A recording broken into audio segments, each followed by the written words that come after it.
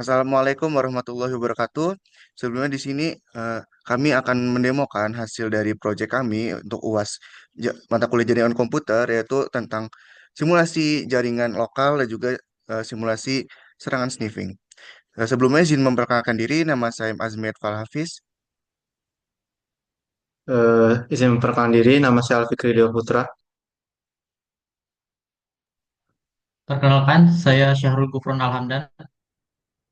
Lalu kita akan langsung masuk ke bagian simulasi jaringan internetnya.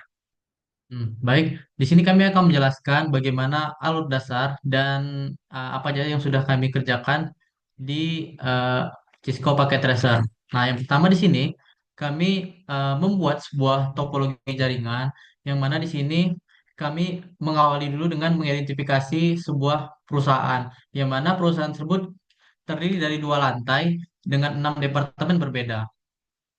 Saya lihat di sini di topologinya. Nah, terus kami juga mencatat jumlah spesifik eh, perangkat seperti komputer dan printer yang dibutuhkan di setiap departemen. Lalu kami juga memahami kebutuhan fungsional seperti departemen pemasaran yang memerlukan akses internet, terus sementara departemen keuangan itu hanya membutuhkan akses ke sumber daya lokal. Nah, selanjutnya untuk perancangan topologinya, di sini kami membuat sebuah topologi yang mana merepresentasikan sebuah visual dari menggunakan sebuah router utama sebagai gerbang tunggal yang menghubungkan seluruh jaringan lokal ke perusahaan internet. Bisa dilihat di sini. Terus kami juga membuat sesuai dengan persyaratan pemisahan jaringan, kami membagi struktur utama menjadi dua segmen. Yang pertama, di sini ada LAN satu untuk lantai satu dan LAN 2 itu untuk lantai 2. Nah, di setiap lantai ini kami mendapatkan switch sebagai distribusi utama sebagai titik kumpul bagi seluruh departemen di lantai tersebut. Kemudian untuk segmentasi yang lebih rapi, di sini kami juga mengelola agar pengelolaannya lebih mudah, kami setiap departemen itu diberikan sebuah switch dedikasi. Jadi semua komputer, klien, dan printer itu dihubungkan langsung ke switch. Lalu semua komputer klien itu di switch departemen printer itu ada switchnya masing-masing. Selanjutnya untuk perancangannya kami juga di sini membuat pengelamatan IP dan juga konfigurasi dasarnya. Nah, jadi kami menerapkan konsep subnetting secara strategis yang mana untuk setiap departemen atau setidaknya setiap lantai ini tujuannya untuk mengoptimalkan penggunaan alamat IP. Nah, selanjutnya untuk uh, sistem dari pengkabelannya atau jaringan yang terhubung di sini dalam proses pengkabelan kami menghubungkan kabel strike drop untuk menghubungkan perangkat yang berbeda jenis. Seperti contohnya di sini ada switch komputer ke switch, terus juga ada router ke switch. Nah, jadi kami memastikan koneksi fisik yang stabil. Selanjutnya, setelah semua perangkat itu saling terhubung, kami juga melakukan serangkaian pengujian menyeluruh untuk memverifikasi fungsionalitas jaringan. Nah, jadi pengujiannya itu meliputi perintah ping untuk memeriksa konektivitas antar komputer dan dalam satu departemen. Nah, selanjutnya itu kami juga menguji fungsi pencetakan printer bersama dan yang terpenting itu mengkonfirmasi akses internet itu berfungsi dengan baik, khususnya untuk departemen yang pemasaran serta memverifikasi bahwa perangkat mendapatkan IP secara otomatis dari DHCP server. Selanjutnya, penjelasan mengenai subnetting akan dijelaskan oleh teman kami. Oke, baik. Selanjutnya kita masuk ke bagian subnetting atau VLSM, yang dimana VLSM itu adalah variable length subnetting mask. Jadi fungsi untuk VLSM itu sendiri yaitu digunakan untuk untuk memblok IP-IP address dari setiap bagian, yang dimana itu dapat mengefisiensi dalam suatu pengelompokan jaringan agar tidak terjadinya pemborosan IP address. Nah, dalam implementasi dalam server dalam jaringan di perusahaan ini, jadi yang pertama itu untuk router perusahaan itu dia menggunakan dua host, jumlah host yaitu sebanyak dua. Yang pertama itu untuk lantai satu dan lantai dua. Yang dimana itu untuk subnetnya itu kita gunakan 192.168.184 titik 0.184. Nah, yang dimana itu menggunakan prefix. Yang dimana prefix itu adalah sebuah panjang dari subnet mask. Nah, yang mana itu dalam kita menentukan prefix itu sendiri, gunakan kita gunakan rumus 2 pangkat H kurang 2 lebih dari sama dengan jumlah host yang diperlukan. Nah, jadi untuk prefix itu sendiri, yang dimana kita akan menggunakan jumlah host sebanyak sebanyak 2. Jadi eh, kita itu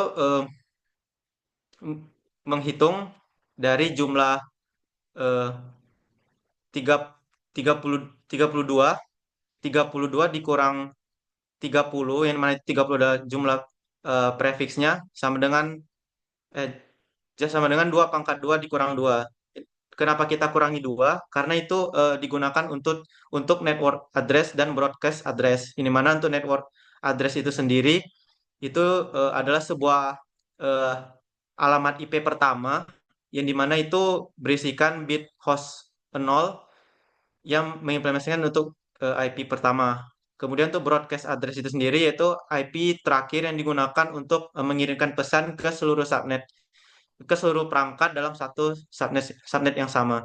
Nah, kemudian dari setiap departemen yang ada pada setiap lantai tersebut, kita buat subnet masing-masing sesuai dengan prefix dari jumlah host yang diperlukan dari setiap departemennya.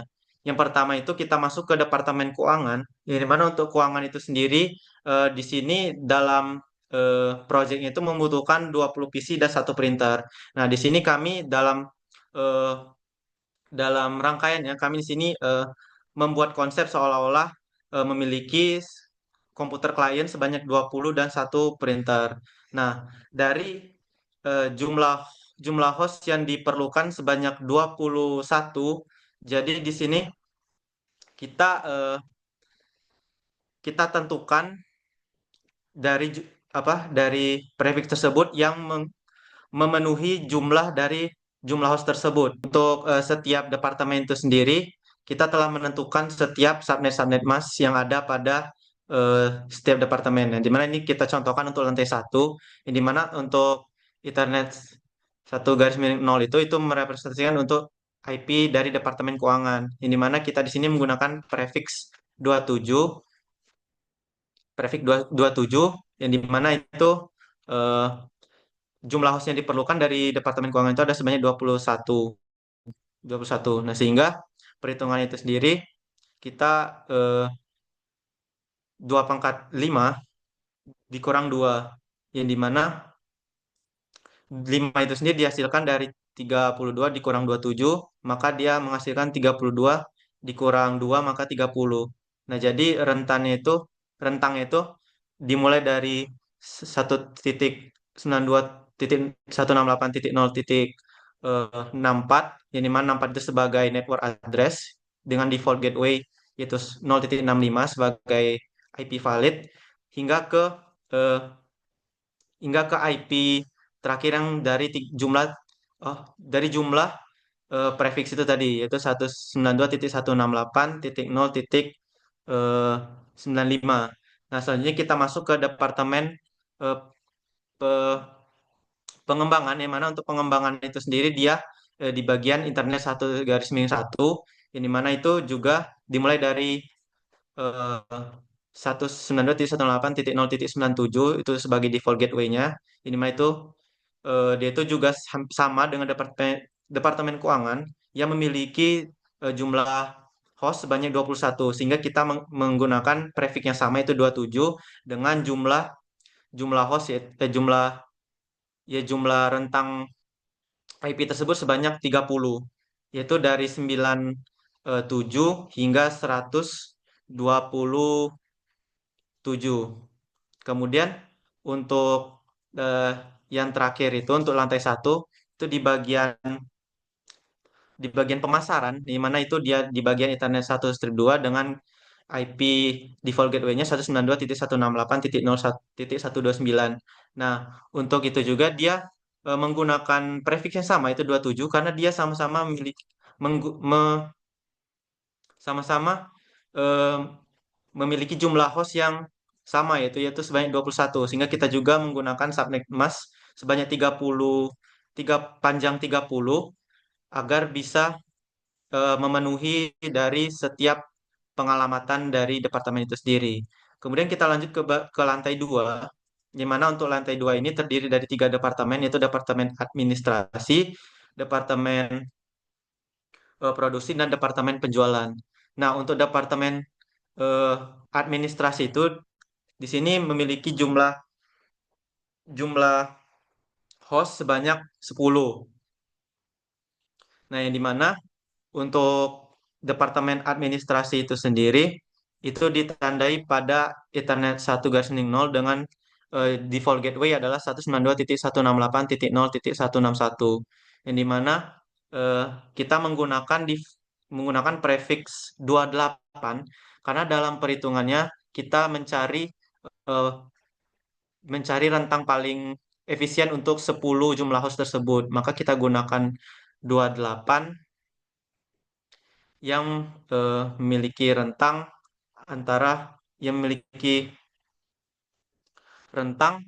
dari 192.168.0.161 hingga 192.168.0.175. Nah, kemudian kita masuk ke departemen produksi, di mana produksi itu sendiri dia memiliki jumlah host sebanyak 31. Nah, untuk 31 itu sendiri kita menggunakan prefix 26, yang di mana itu telah eh, memenuhi dari memenuhi rentang eh, subnet tersebut. Nah, yang di mana itu ditandai dari Ethernet 1/1 dengan pengalamatan default gateway, yaitu 192.168.0.1/26 hingga 192.168.0.159.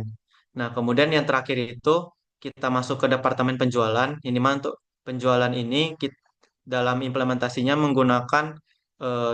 memiliki jumlah host sebanyak 6 buah, yang dimana itu kita menggunakan prefix, yaitu 29, yang dimana untuk penjualan tersebut kita mulai dari eh, s- 192.168.0.177 sebagai default gateway-nya, ini mana itu untuk 29 tersebut telah memenuhi dari eh, rentang rentang IP yang efisien digunakan untuk pembagian dari 6 PC dari departemen penjualan tersebut. Sekian untuk penjelasan subnetting. Baik, kita akan masuk ke bagian pengujian sesuai dengan instruksi yang telah diberikan. Di sini kami membagi topologi menjadi 3 bagian, yaitu bagian internet, bagian lantai 1, dan bagian lantai 2. Yang mana internet ini terhubung ke router utama dari perusahaan tersebut, yang dimana nanti perusahaan tersebut akan terhubung lagi ke router di masing-masing lantai, yang mana ada lantai 1 dan lantai 2. Dari router di lantai 1 dan lantai 2 akan terhubung ke switch-switch, yang dimana switch-switch tersebut akan menghubungkan ke end device-nya. Di sini seharusnya hampir seluruh bagian dari perusahaan itu bisa ngeping atau mengakses internet, terkecuali di Departemen Keuangan dan Departemen Pengembangan yang hanya bisa ngeping lokal saja. Dan juga seharusnya hampir dari seluruh device yang ada di perusahaan ini bisa ngeping sesama sesama lokal gitu, terkecuali Departemen Pengembangan dan Departemen Keuangan yang hanya bisa ngeping ke departemen itu sendiri saja. Lalu untuk simulasi internetnya, kami di sini menggunakan sebuah server HTTP yang seakan-akan ada sebuah web dari internet yang akan bisa di-search dari PC ini. Jadi untuk simulasinya kami menggunakan server. Kita akan melakukan pengujian terlebih dahulu. Yang pertama adalah apakah router dari perusahaan atau router utama perusahaan ini bisa ngeping atau mengakses internet? Di sini kita akan mengujinya menggunakan ping IP dari internet. IP internetnya sendiri itu adalah 10.10.10.2. Kita akan melakukan pengujian.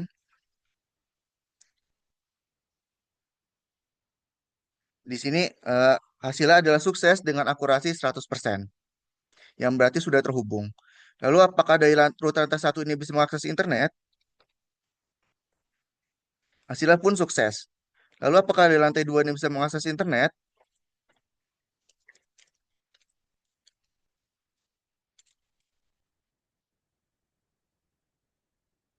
Hasilnya pun sama-sama sukses. Yang artinya dari router perusahaan, dari router utama ini ke internetnya sudah terhubung. Dan secara otomatis lantai satu dan lantai dua ini juga sudah memiliki internet dari perusahaan ini. Yang terhubung ke perusahaan baru ke internet. Lalu kita akan menguji apakah dari lantai satu ini bisa mengeping ke lantai dua, karena seharusnya bisa, karena di sesama lokal. Di sini kita ngeping IP dari lantai dua itu adalah 192.168.0.189. Hasilnya pun sukses dengan akurasi 100%. Lalu dari lantai dua apakah bisa ngeping ke lantai satu, di mana IP dari lantai satu adalah titik 185.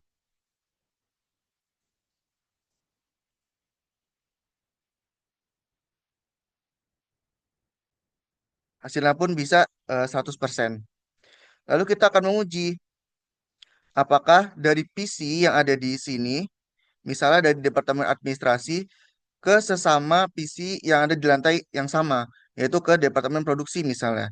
Di sini misalnya IP dari Departemen eh, PC di Departemen Penjualan adalah 192.168.0.179.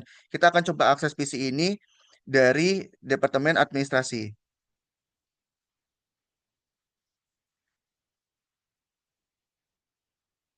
Ping 192.168.0.179.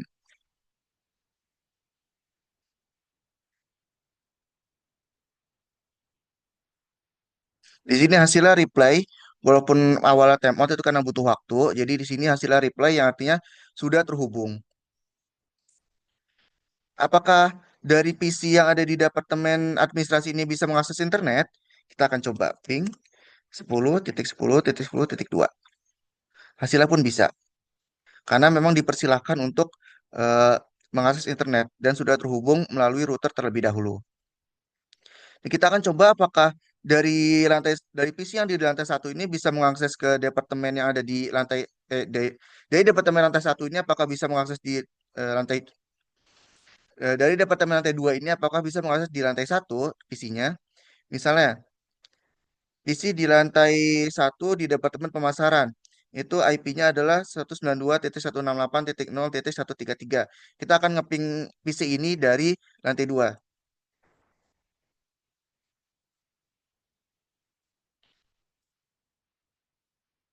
168.0.133. Hasilnya reply yang hasilnya yang berarti terhubung. Coba kita sebaliknya, apakah dari departemen pemasaran ini bisa ngeping ke departemen di lantai 2, misalnya ke departemen administrasi. Di sini isinya dengan IP itu 163 dari pemasaran ke administrasi. Ping 92.168.0.163. Hasilnya pun sama-sama reply yang artinya sudah saling terhubung antara end device yang ada di lantai satu dan juga end device yang ada di lantai dua. Kita akan coba apakah eh, end device ini dari PC ini bisa mengakses ke internet dengan menggunakan web browser.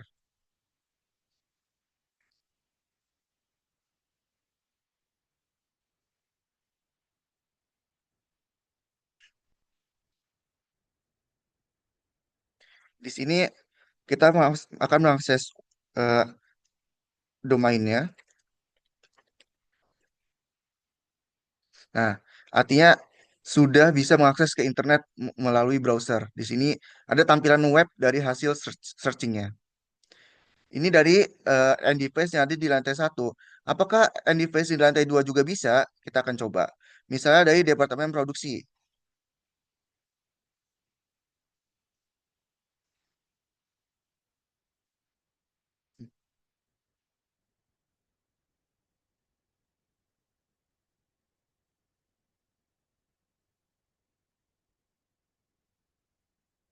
Kita akan coba untuk searching lagi dari PC and device ini ke internet. Di sini kita akan search dari lantai 2 and device di lantai 2 ke internet. Apakah Sila berhasil? Nah, Sila juga berhasil. Yang artinya end device yang di lantai 2 ini sudah bisa mengakses internet.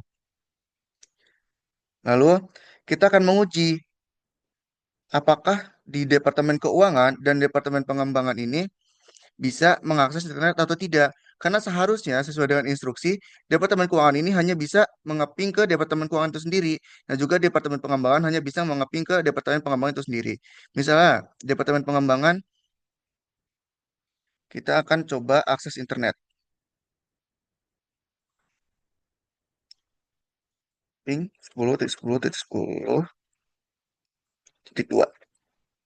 Hasilnya reply terhubung memang, tapi destination host unreachable. Artinya dia tidak eh, aksesnya itu dibatasi gitu.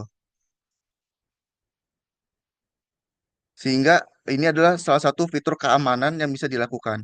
Yang dimana kedua departemen ini hanya bisa ngeping secara lokal. Misalnya kita akan coba ngeping lokal, yaitu dari PC 1 di pengembangan ke PC 2 di pengembangan. PC 2 ini IP-nya adalah 101. Ping 192.168.0.101. Hasilnya reply seperti biasa yang saya terhubung dan bisa saling ngeping dan tidak dibatasi karena memang sudah bisa ngeping lokal. Begitu juga di Departemen Keuangan. Departemen Keuangan ini seharusnya tidak bisa ngeping ke internet. Tidak bisa. Nah, tapi tetap bisa ngeping ke eh, sesama lokal. Misalnya ke titik 0.68 ini.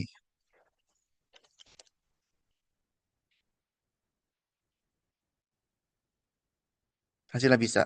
Lalu kita akan coba ngeping dari Departemen Pemasaran ke Departemen Keuangan atau Pengembangan. Coba dari pemasaran ke pengembangan saja. Misalnya di pengembangan ini IP-nya adalah 101 tadi. Kita akan ngeping dari PC 3.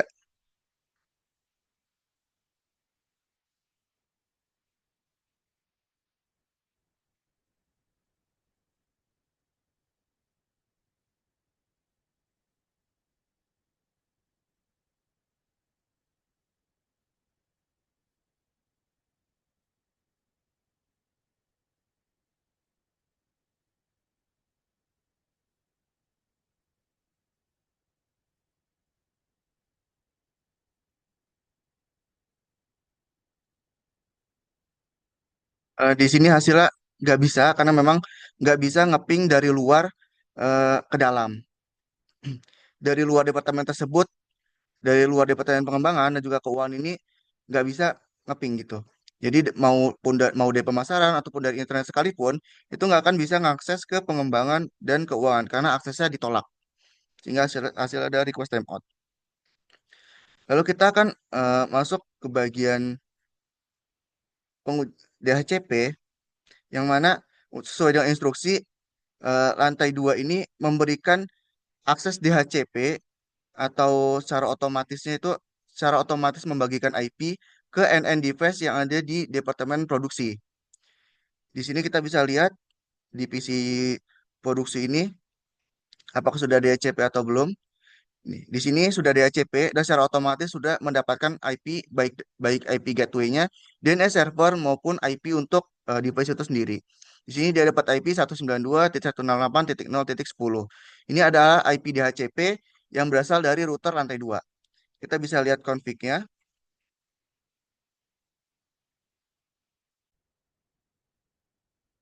Jadi kita bisa melihat konfigurasi DHCP yang ada di router lantai 2. Di sini bisa dilihat eh, IP network untuk yang dibagikan yaitu dari 192.168.0.0 ini ada networknya. Lalu ada default routernya, ini adalah gateway-nya, gateway atau IP interface dari router 2 itu sendiri yang menuju ke departemen produksi. Lalu ini ada DNS server dari internet supaya bisa mengakses ke internet.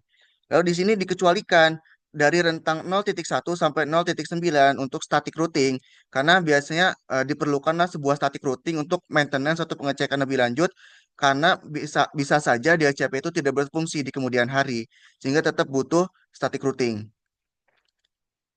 Di sini kami DHCP tidak menggunakan server karena memang biasanya tidak ada server tidak menggunakan server DHCP tapi menggunakan router itu secara langsung supaya bisa membagikan IP-nya secara otomatis gitu. Di sini juga printer sudah bisa mendapatkan IP-nya secara otomatis. DHCP sudah dapat. Dia dapat IP 192.168.0.12. Yang artinya Departemen Produksi ini membagikan IP-nya secara DHCP. Lalu di bagian Departemen Keuangan dan Pengembangan, kenapa nih dia nggak bisa diakses dari luar dan tidak bisa mengakses keluar? Ini jawabannya ada di pembatasan. Kita bisa lihat eh, pembatasannya itu melalui perintah.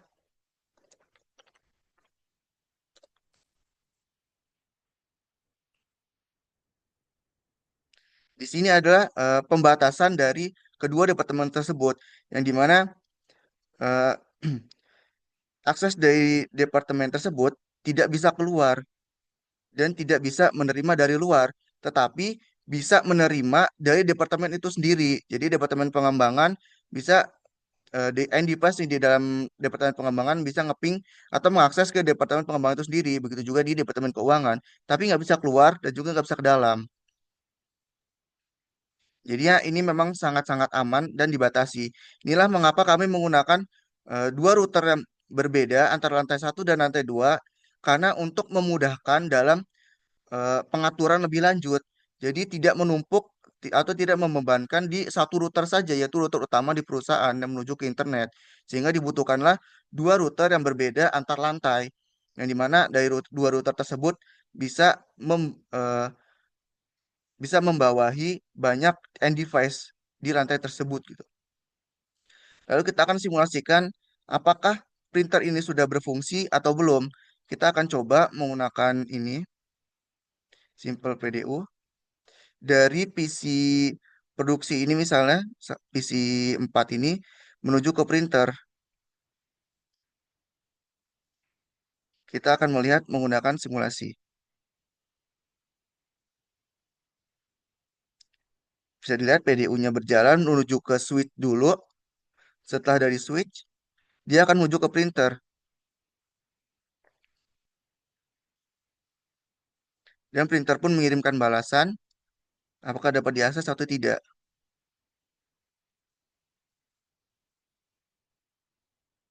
Di sini saya menggunakan protokol dari ICMP itu untuk ping sebenarnya, karena memang eh, Cisco sendiri tidak menyediakan protokol untuk ngeprint gitu. Sehingga di sini kami menggunakan simulasi dari ping.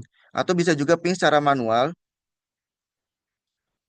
yaitu IP dari eh, printer ini misalnya titik 0, titik 12, kita ping dari produksi.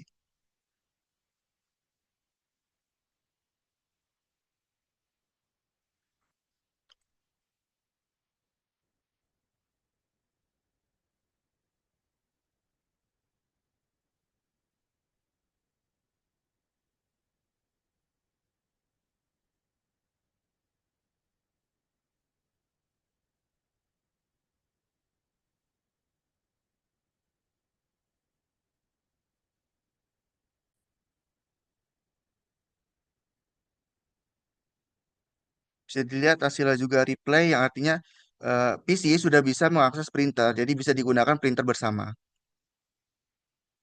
Lalu kenapa seluruh ND device di lantai satu dan seluruh ND device di lantai dua serta internet itu bisa saling terhubung? Di sini kami menggunakan static routing. Static routing ini ada di masing-masing router. Misalnya di lantai satu ini kita perlihatkan. Ini adalah routingnya. Ini ada routing tambahan.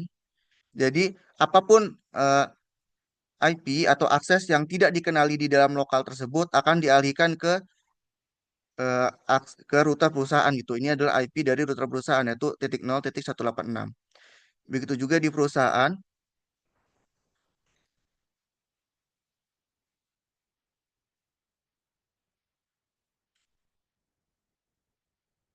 ini adalah routing timbal balik sehingga bisa saling terhubung antara router yang ada di masing-masing lantai ke perusahaan, dan di mana perusahaan ini akan menuju ke internet. Baik, sekian dari presentasi hasil topologi sederhana dari sebuah jaringan lokal yang ada di sebuah perusahaan. Kita akan lanjut ke bagian selanjutnya. Lalu kita akan masuk ke bagian yang selanjutnya, yaitu soal yang selanjutnya adalah tentang simulasi jaringan, simulasi serangan sniffing. Yang dimana di sini saya akan menjelaskan dari konsep sniffing itu sendiri. Sniffing dalam konteks jaringan cyber ada suatu teknik yang digunakan untuk memantau, merekam, dan menganalisis lalu lintas data yang melewati suatu jaringan komputer. Teknik ini melibatkan penggunaan alat khusus yang disebut tindakan sniffer, yaitu perangkat lunak atau perangkat keras yang dapat menangkap paket data yang sedang dikirim ataupun diterima oleh perangkat di dalam jaringan. Dalam kondisi normal, data yang dikirimkan melalui jaringan hanya akan diterima oleh penerima yang tuju. Namun, dengan sniffing, seorang pelaku dapat menyadap paket-paket tersebut secara diam-diam, terutama jika jaringan yang digunakan bersifat terbuka atau tidak terenkripsi, seperti pada jaringan Wi-Fi publik. Informasi sensitif seperti username, password, nomor kartu kredit, hingga isi percakapan dapat dengan mudah dicuri jika tidak ada perlindungan seperti enkripsi SSL atau TLS yang biasa digunakan pada protokol HTTPS. Dalam dunia keamanan jaringan, sniffing bisa digunakan secara legal oleh administrator sistem untuk mendeteksi masalah jaringan atau menganalisis performanya, tetapi juga bisa digunakan secara ilegal oleh peretas atau pencuri informasi. Beberapa alat yang umum digunakan untuk melakukan sniffing antara lain adalah Wireshark, ada TCP dump, change, enable, dan yang lainnya. Oleh karena itu, penting bagi pengguna jaringan untuk selalu menggunakan jaringan yang aman, mengaktifkan enkripsi, eh, dan menghindari penggunaan jaringan publik tanpa VPN atau Virtual Private Network untuk menghindari risiko sniffing. Sehingga diperlukanlah sebuah tools-tools lain yang memang harusnya bisa mengamankan jaringan kita dari serangan-serangan yang ada di luar. Lalu kita akan masuk ke pendemonstrasiannya.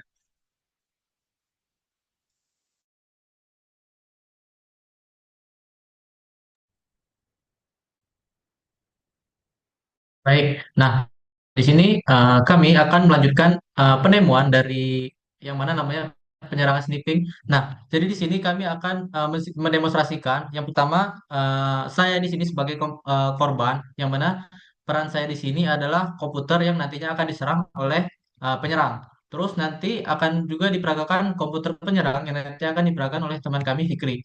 Nah, di sini pertama-tama kita harus memiliki yang namanya Oracle VirtualBox. Nah, di sini kenapa saya menggunakan ini?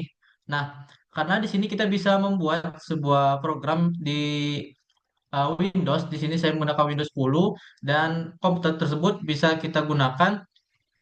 Nah, yang pertama kita lihat dulu. Untuk yang pertama itu kita harus fokus di networknya. Untuk network ini kita harus ubah ke bridge adapter agar eh, komputer yang kita gunakan nanti itu bisa terhubung ke internet. Nah, langsung saja kita masuk si ke dashboard Windows-nya. Nah, di sini kita jalankan terlebih dahulu.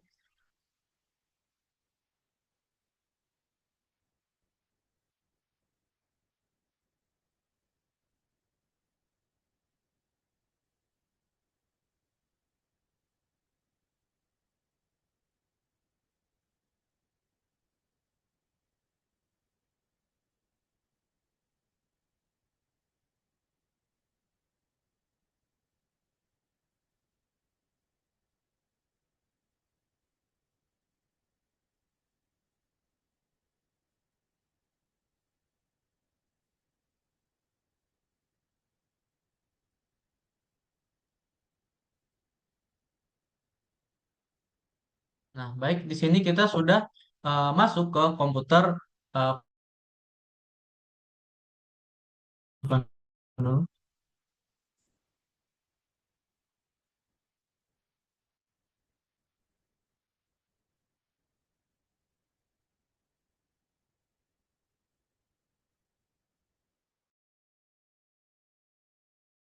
Nah, penyerang.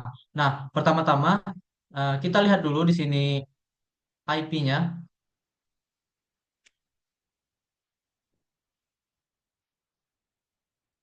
lewat command prompt. Nah, di sini kita cek dulu IP-nya.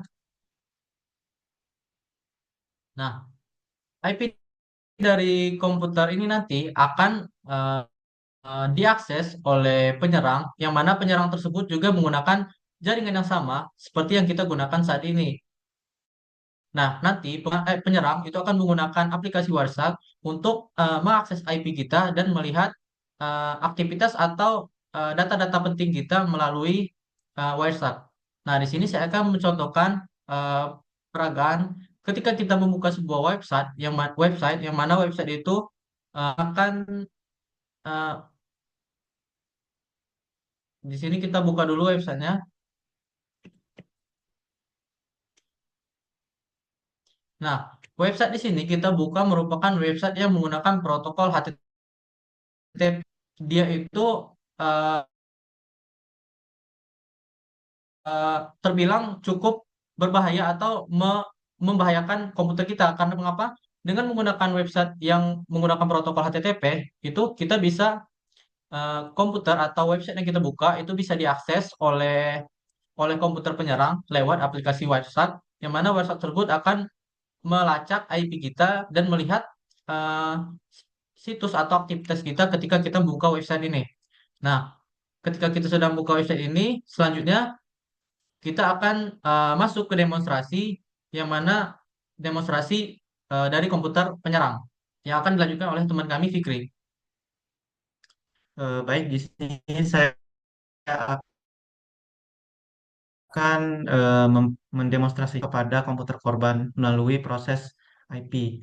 Nah, jadi dalam proses sniping yang dilakukan oleh penyerang ini, kita menggunakan sebuah aplikasi yaitu Wireshark, di mana Wireshark itu adalah salah satu aplikasi yang digunakan untuk melihat paket-paket data yang ada pada jaringan yang kita jaringan yang kita gunakan dalam komputer ini. Nah, sebagaimana kita ketahui, kita di sini mendemonstrasikannya menggunakan filter dengan berdasarkan IP dari yang korban tersebut. Nah, jadi untuk capture itu kita menggunakan Wi-Fi, yang mana Wi-Fi tadi telah sama dari komputer korban. Nah, yang mana yang pertama itu kita capture dulu menggunakan Wi-Fi. Oke, baik. Untuk mencari, dikarenakan di sini banyaknya paket yang berjalan dalam jaringan tersebut, maka di sini kita menggunakan filter, di mana untuk filternya itu sendiri kita menggunakan komen yaitu ip.addr sama dengan IP yang digunakan oleh korban, ini mana itu adalah 192.168.18.247. Nah, yang mana ini merupakan IP yang digunakan oleh korban sebelumnya. Nah, kemudian kita langsung cek saja. Nah, di sini kan ada banyaknya proses yang berjalan pada IP tersebut. Nah, karena kita di sini kita memfokusnya untuk mengakses dalam satu website, kita di sini gunakan filter lain yaitu HTTP. Nah, karena berdasarkan dari akses website yang dilakukan oleh korban, di mana itu dia menggunakan protokol HTTP, maka juga kita juga di sini menggunakan filter untuk HTTP untuk melihat isi datanya. Nah, di sini kita telah mendapatkan eh, jalur paket yang ada pada IP dari korban tersebut. Nah, di sini kita bisa melihat eh, isi paket data itu termasuk dari protokol yang digunakan, eh, time timelapse yang terjadi dan dari asal dan tujuan dari setiap IP tersebut. Nah, dalam dalam setiap jalur ini juga kita juga bisa melihat isi dari setiap website yang dibuka oleh korban tersebut. Nah, dalam kasus seperti ini sebenarnya sangat membahayakan, yang dimana dalam proses sniping itu sendiri, dia itu kan di sini kita sebagai penyerang itu dapat melihat isi dari data-data, yang dimana itu bisa dilakukan dengan pemantauan dari isi setiap website tersebut, yang dimana itu juga dimana itu dapat membahayakan karena penyerang itu dapat melihat isi data termasuk password dan username. Ini mana itu biasanya dapat kita temukan di bagian get dan post dari setiap dari setiap permintaan dari HTTP itu sendiri, ini mana itu sangat merugikan korban. Nah, itu merupakan salah satu merupakan salah satu cara bagaimana eh, bagaimana penyerang melakukan proses sniping menggunakan aplikasi Wireshark itu sendiri. Nah, tadi merupakan alur bagaimana yang namanya penyerangan sniffing lewat komputer, yang mana tadi udah kami demonstrasikan bersama. Nah, di sini saya akan menjawab pertanyaan dari nomor tiga, yang mana untuk mencegah terjadinya keadaan yang sudah kami peragakan tadi. Nah, jadi di sini kami akan menjelaskan yang mana untuk mencegah komputer menjadi korban dari aktivitas sniffing dalam jaringan internet internet, itu beberapa langkah pencegahan yang penting untuk kita lakukan. Yang mana bisa kita terapkan. Yang pertama, langkah itu adalah menggunakan koneksi yang terenkripsi. Nah, sini kita selalu pastikan untuk mengakses situs web itu yang menggunakan protokol HTTPS. Nah, karena protokol ini mengenkripsi data yang dikirim antara pengguna dan server, sehingga tidak bisa dengan mudah disedap oleh pelaku sniffing. Nah, selanjutnya juga bisa menggunakan VPN. Nah, penggunaan VPN ini juga sangat disarankan, terutama ketika kita mengakses jaringan publik seperti di WiFi di sebuah kafe atau di bandara. VPN ini mengekskripsi seluruh lalu lintas internet pengguna, sehingga walaupun seorang mencoba melakukan sniffing, data yang ditangkap itu hanya berupa data transkripsi yang sulit dibaca. Nah, selanjutnya langkah berikutnya itu adalah dengan menyadari koneksi ke jaringan publik yang tidak menghindari koneksi ke jaringan publik yang tidak memiliki keamanan, atau setidaknya menonaktifkan opsi file sharing dan printer sharing pada sistem operasi saat menggunakan jaringan tersebut. Nah, jadi kita juga sebagai pengguna sebaiknya memastikan bahwa firewall pribadi itu aktif, karena firewall dapat memblokir koneksi yang mencurigakan dan mencegah akses tidak sah ke perangkat. Nah, selanjutnya ada langkah penting lain itu adalah dengan menjaga sistem operasi dan aplikasi kita itu tetap up to date dengan patch keamanan terbaru. Nah, selanjutnya cukup sekian untuk menjawab pertanyaan nomor tiga. Nomor tiga di ini akan dilanjutkan oleh teman. Oke, baik. Di sini saya akan mendemonstrasi penerapan bagaimana cara menghindari terjadinya proses naif pada jaringan publik yang sebagaimana yang telah dijelaskan oleh teman saya tadi. Yang pertama itu kita eh, menggunakan situs web dengan protokol yang telah terenkripsi, yaitu HTTPS. Ini mana itu salah satu contohnya seperti Facebook. Di mana Facebook itu merupakan salah satu website yang terkemuka, yang dimana dia telah terintegrasi dengan protokol yang telah dienkripsi, yaitu HTTPS. Nah, di mana di sini saya sebagai korban melakukan akses website ke Facebook. Yang dimana jika kita lihat pada eh, capturing proses proses pelihat data pada aplikasi Wireshark, kita di sini bisa melihat menggunakan TLS, yang mana TLS itu sendiri adalah Transport Layer Security, yang mana itu merupakan salah satu layer bagian dari protokol untuk mengenkripsi data dari protokol HTTP, di mana hasilnya yaitu HTTPS. Nah, ketika kita melakukan proses filter dari setiap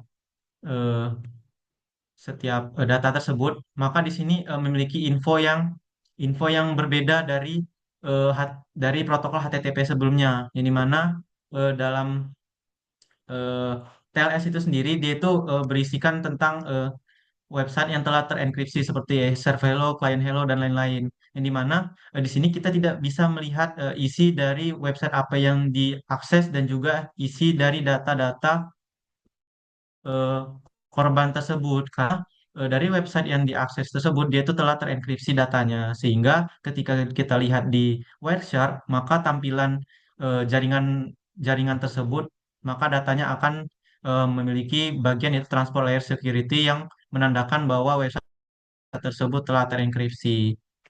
Baik, itu saja eh, penjelasan untuk nomor dua. Lebih dan kurang saya mohon maaf. Saya kembalikan ke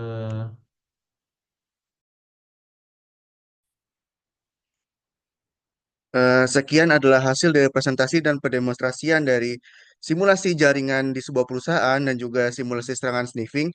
Kami mohon maaf apabila masih banyak kekurangan dan kesalahan. Kami ucapkan terima kasih. Wassalamualaikum warahmatullahi wabarakatuh.